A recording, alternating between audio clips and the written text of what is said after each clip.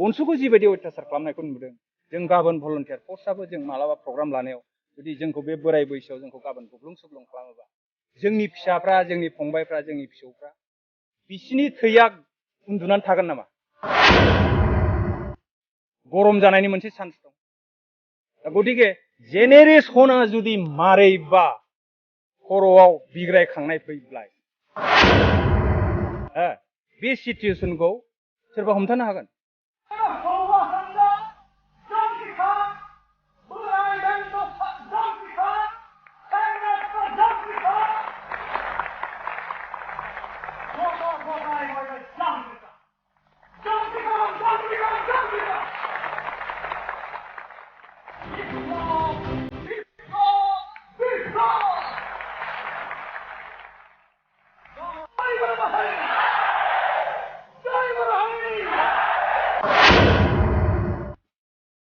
तो गतिके गभर्नमेन्टआ जाहाथे जोंनो डेम'क्रेसि भाबै मुभमेन्ट खालामनो सुबिदा होयो जों बेखौ खावलायगोन आरो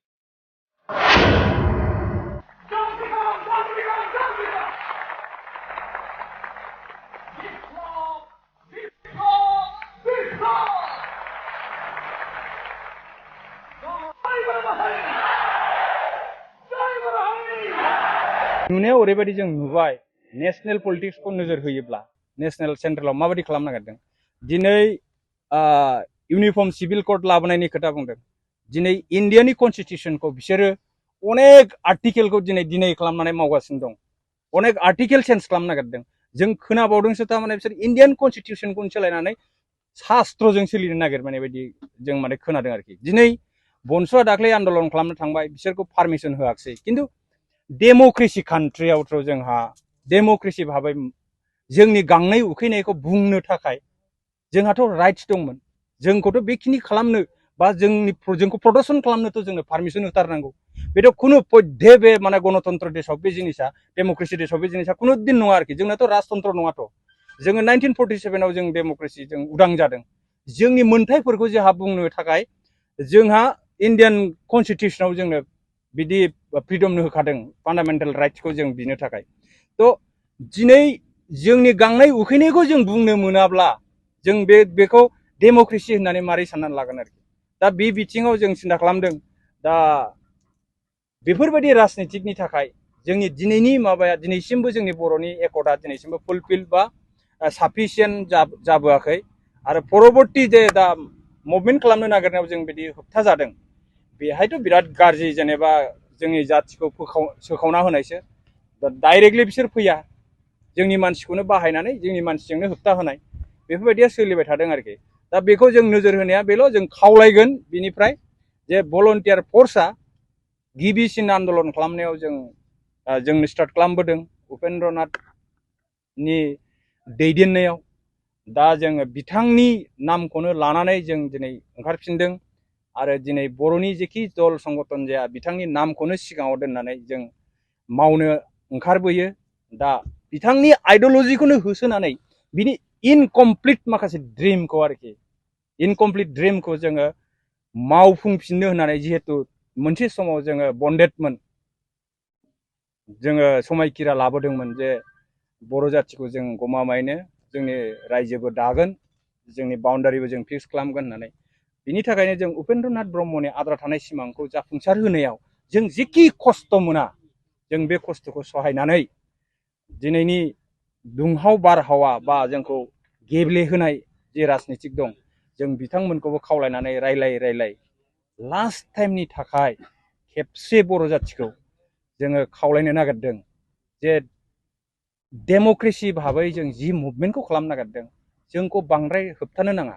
जोङो बन्द' सन्द' खालामनाय बुग्लुं सुग्लुं लानानै सिलाय थिलाय लानानै गनद्राय गनसि लानानै जों बेबायदि खालामनो नागिराखै जोङो जास्ट जों माने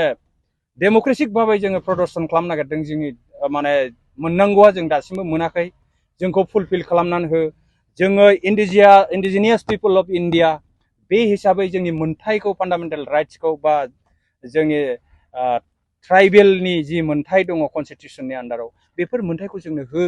जोंनो जे 6 शिड्युलखौ जोंनो हगारखानानै होबाय जोंनो 6 शिड्युलखौ इन्जय खालामनो हो बेफोरखौ जोंनो मानो होबथा खालामदों दा बिनि थाखाय बिराद गुरै खावलायनाय आरोखि दिनै नैबे जिनिसखौ जों नोजोर बोनानै नुनो मोनदों बनसुआ दिनै बर' जाथिनि इस्युखौ लानानै ओंखारबोनायाव दिनै पुलिस मिलिटारिनि बिदि प्रब्लेमखौ मोनबाय थायोब्ला दिनै बनसु बलिते बर'आनो आबसु बलिते बर'आनो जेखि दल संगठन जाया बर'खौ लानानै जे खिन्थु थांखिया बयनाबो बे मोनसेयानो बर'खौ जों मारै गोख्रों खालामलांनो हानो दा बनसुखौ जिबायदि अयथासार खालामनायखौ नुदों जों गाबोन भलन्टियार फर्सआबो जों मालाबा प्रग्राम लानायाव जुदि जोंखौ बे बोराय बैसोआव जोंखौ गाबोन बुग्लुं सुग्लुं खालामोबा जोंनि फिसाफ्रा जोंनि फंबायफ्रा जोंनि फिसौफ्रा बिसिनि थैया उन्दुनानै थागोन नामा गरम जानायनि मोनसे चान्स दं दा गतिके जेनेरेसना जुदि मारैबा खर'आव बिग्रायखांनाय फैब्ला बे सिचुएसनखौ सोरबा हमथानो हागोन स' गतिके गभर्नमेन्टआ जाहाथे जोंनो डेम'क्रेसि भाबै मुभमेन्ट खालामनो सुबिदा होयो जों बेखौ खावलायगोन आरोखि गिबियावनो नुजाफैनो हानाय साफ्रोमबो मिडिया बा इउटुबार बिथांमोनखौ आंनि गोसो गोरबोजों बरायनानै लाग्रोनाय जाबाय दा आरो लोगोसे आंनि मावथि हान्जाखौबो आंनि अननाय आरो सिबिनायखौ बावहरनानै आं फंनैसोल' बुंलांनो सानबाय मा उद्देश्य लानानै नोंथांमोना दिनैनि जिथु प्रग्राम बा हाबाफारिखौ लानाय जादों उद्देश्यआथ' हारिनि थाखायनो जों लानाय जादों थांनाय 1989 मायथाइनि 21 एप्रिलाव बे जायगायावनो दावहा नांनानै माखासे बिर जोहोलावफ्रा थैलांदों दा बे बिर जोहोलाव थैलांनायनि मार्टियार्स स्टाम्पखौ जोङो गायसननो हादोंमोन बे गायसननायनि बेलायाव बेखौ एसे आलाय सिता एसे अजतन जोथोन लानो हायि बादि जोङो जोंनि नोजोरावनो नुनो मोनदों बेनिखायनो जोङो दा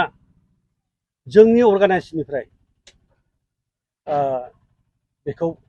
साफ्रोमनिबो मतामत लालायनानै गोसो गुदुङैनो जों दिनै बे हाग्राखौ एवस्रांदों आरो इयुनाव बे फैबाय थानाय आसाम मालानि लामाया जोंनि बे मार्टियार्स स्टाम्पनि गुदिजोंनो लाबोदों दा बेखौ जोङो सेफटिं खालामनांगौनि पजिसन सफैबाय एबा बेखौ जोङो रायलायलायनायनि गेजेरजों सेफटिं खालामनाय जायो नायबले एसे माबा मोनसे मोजाङाव फोसाबनानै दोननो हायो हारिनि थाखाय जिउ बावलांनाय बिथांमोनखौ जाहाथे जोंबो मोजाङै मोजां सिबिलांनो हायो आरो मोनफ्रोमबो जिल्लायाव जोंनि बे अल बड' एक्स भलन्टियार फर्स अर्गानाइजेसनफ्रा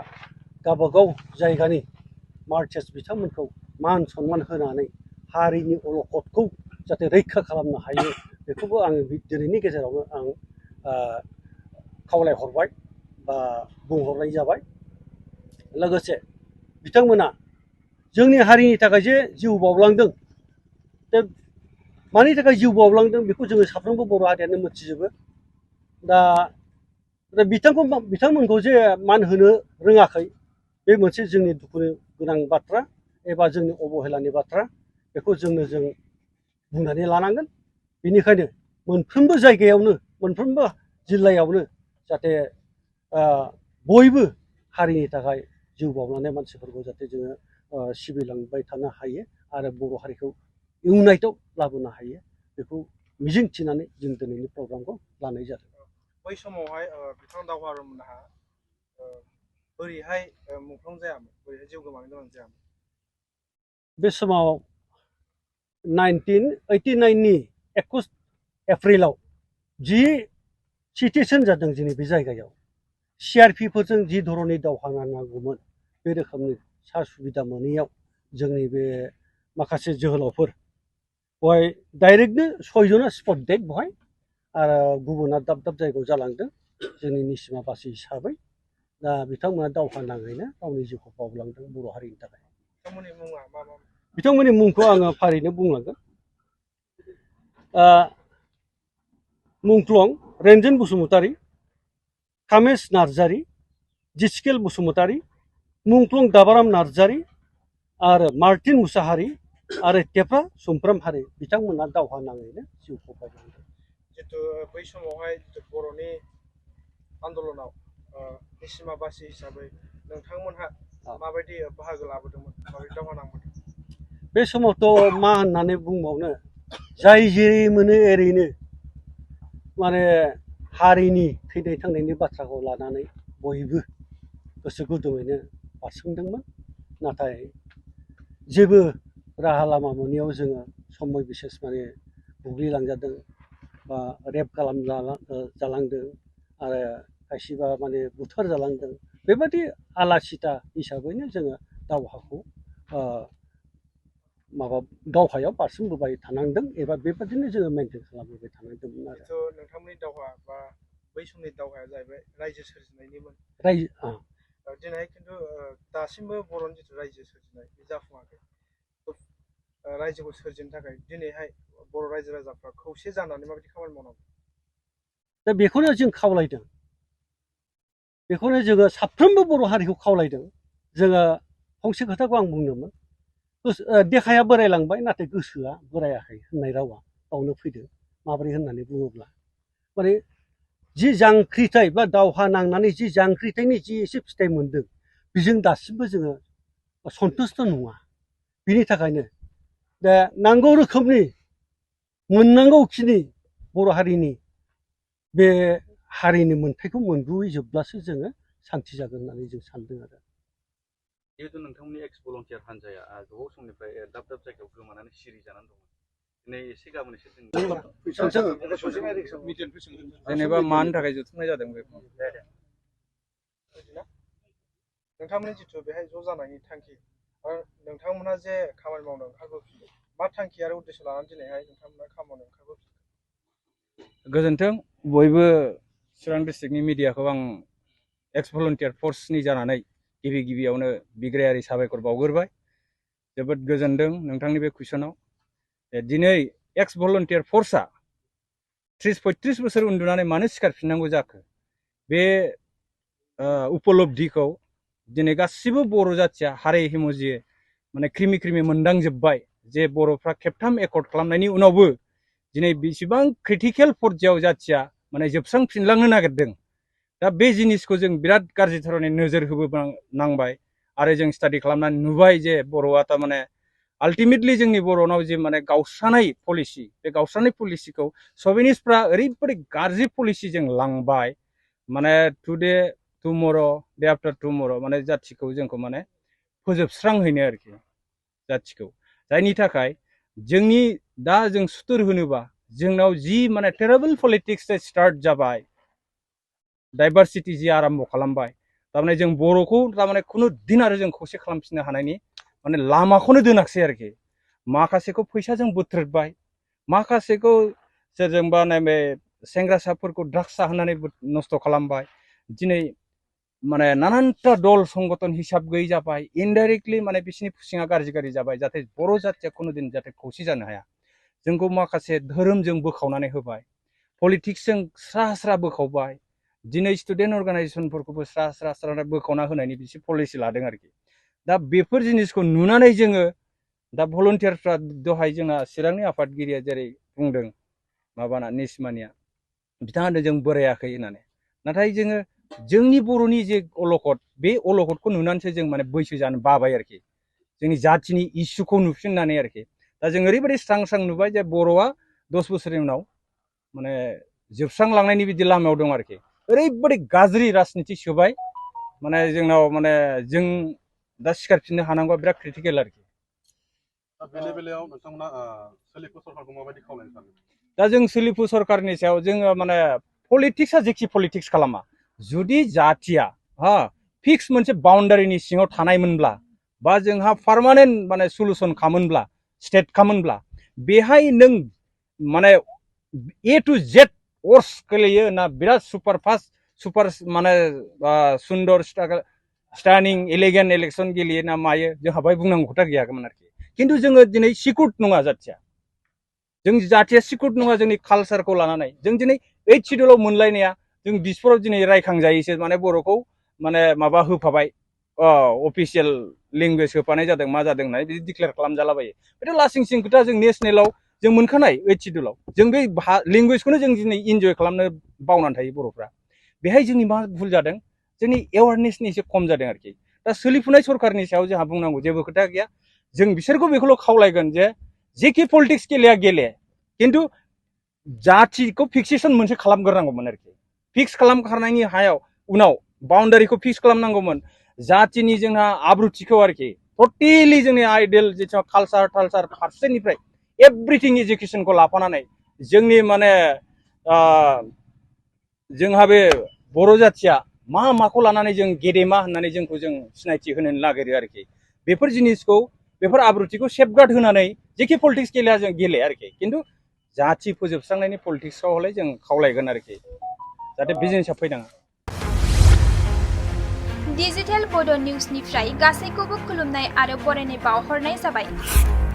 मदद आरो हेफाजाबनि नोजोरजों नोंथांमोननि सेराव दं डिजिटेल बड' निउस वेब पर्टेल सुखु दुखुनि समाव खैदां खैफोदनि समाव नोंथांमोननि राव जानानै ओंखारबोगोन डिजिटेल बड' निउस खौरां दैथायहरनो आरो जोंजों थोंजोङै फोनांजाबनो थाखाय जानबुं नं 6901559919 उदां आरो सैथो खौरां फोसावनायनि थांखिजों नोंथांमोननि सेराव दं डिजिटेल बड' निउस